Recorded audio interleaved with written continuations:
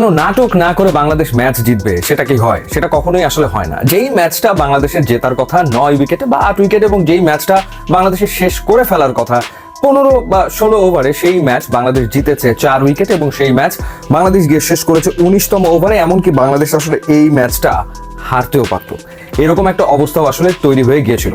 প্রথমে ব্যাট করে আফগানিস্তান করেছে 151, পক্ষান্তরে বাংলাদেশের দুই ওপেনার তানজিদ তামিম এবং পারভেজ হোসেন ইমন দুর্দান্ত শুরু করেছেন সেঞ্চুরি পার্টনারশিপ। বাংলাদেশের প্রথম উইকেট পড়েছে 109 রানে। তো আফগানিস্তান প্রথমে ব্যাট করে করেছে 151 রান, সেখানে বাংলাদেশের দুই ওপেনার মিলে 109 রান তুলে ফেলেছে। তো সেই ম্যাচ জেতার জন্য আর কয়টা ওভারই বা প্রয়োজন পড়ে, আর কয়টা উইকেটই বা বাংলাদেশ হারাতে পারে, সেখান থেকে পুরো ম্যাচটা একেবারে চোখের পলকে পাল্টে গেল যখন রাশিদ খান একই ওভারে দুইটা উইকেট নিয়ে ফেললো এবং প্রথমত সাইফ হাসানকে তিনি এলবিডব্লিউর ফাঁদে ফেলেন। এরপর তানজিদ হাসান তামিম, যিনি হাফ সেঞ্চুরি করেছেন, তিনি আসলে কট বাহিনী হয়ে গেলেন। তো এক ওভারে 2 উইকেট নিলেন এবং ঠিক তার পরের ওভারে বল করতে এসে তিনি যেটা করলেন সেটা হলো বাংলাদেশের ক্যাপ্টেন জাকের আলী অনিক এবং শামীম পাটোয়ারি দুজনকেই আউট করলেন। সেটা ছিল তার চতুর্থ ওভার এবং জাকের আলী অনিক তিনি চুইংগাম চাবাতে চাবাতে 7 বলে 6 রানের একটা মহা গুরুত্বপূর্ণ ইনিংস খেলেছেন এবং বাংলাদেশকে ডুবিয়ে এসছেন ওই সময়টাতে। এবং শামীম পাটোয়ারি 4 বলে 0 রান করেছেন এবং শামীম পাটোয়ারি যথারীতি দেখলাম যে তিনি রাশিদ খানকে রিভার্স সুইপ খেলার চেষ্টা করছেন, উদ্ভট সব শট খেলার চেষ্টা করছেন। বাংলাদেশের কোচ মানে ফিল সিমন্স কিংবা সালাউদ্দিন ভাই, তারা কি আসলে ব্যাটারদেরকে এই একটা শটই শিখায় যে শুধুমাত্র সুইপ আর রিভার্স সুইপই খেলতে হবে, অন্য কোনো শট নেই? এবং আরো একবার ব্রেইনলেস ক্রিকেট, যেখানে রাশিদ খানের চতুর্থ ওভার তাকে দেখে শুনে খেলে ছেড়ে দিলেই হয়ে যায় না, মানে তাকেও দেখে শুনে খেলতে পারে না এবং ডিফেন্স বলে তো কোনো কিছু নাই। যেই শটটা জাকের আলী অনেক খেলে আউট হয়ে গেল, একটা সুইপ শট, হাফ সুইপ, ফুল সুইপও না, সেটা খেলতে গিয়ে আউট হলো।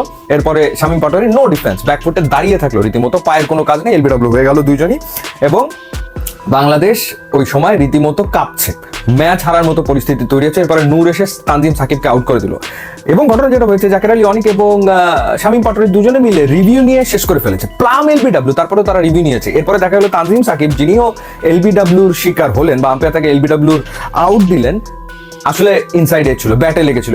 সাকিবের কিছু করার নেই, কারণ তখন আর কোনো রিভিউ অবশিষ্ট নেই, কারণ মন চেয়েছে জাকের আলী অনিক ক্যাপ্টেন রিভিউ নেবেন, শামীম পাটোয়ারি প্লাম এলবিডব্লিউ, তারপরে মন চেয়েছে রিভিউ নেবেন। সুতরাং সাকিব আসলে আর রিভিউ নেওয়ার সুযোগ পাননি, ইনসাইড এজ হওয়ার পরেও তিনি আসলে আউট হয়ে গেলেন।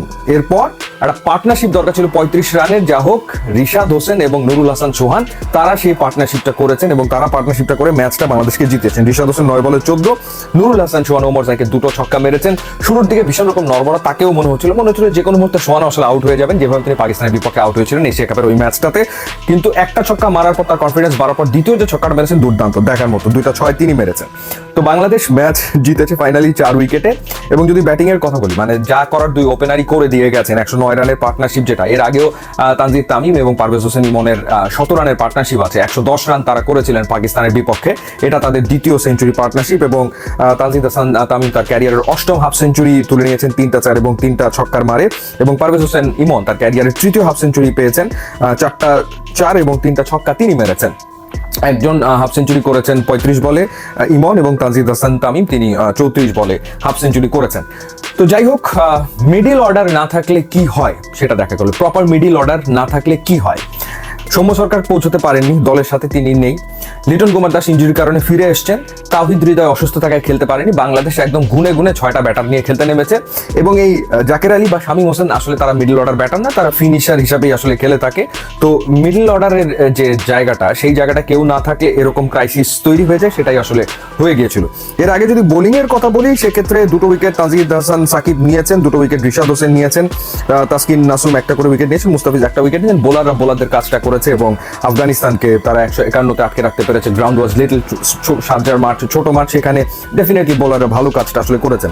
তো যাই হোক, বাংলাদেশ আফগানিস্তানের বিপক্ষে প্রথম টি20 জিতে সিরিজে এগিয়ে গেল এবং সবচেয়ে বড় ব্যাপার হচ্ছে যে এখন হেড টু হেড 7-7, 14টা টি20 7টা জিতেছে আফগানিস্তান, 7টা জিতেছে বাংলাদেশ। এবং বাংলাদেশ বিদেশের মাটিতে পরপর 2টা টি20 ম্যাচে আফগানিস্তানকে হারালো, সেই জন্য অবশ্যই অভিনন্দন জানাতে হয় বাংলাদেশ দলকে। বাট এই দলের যে দুর্বলতার জায়গা, সেটা মিডল অর্ডার এবং স্পেশালি ক্যাপ্টেন নিজে এবং শামীম হোসেন পাটোয়ারি মিডল অর্ডারের ওই জায়গাটা।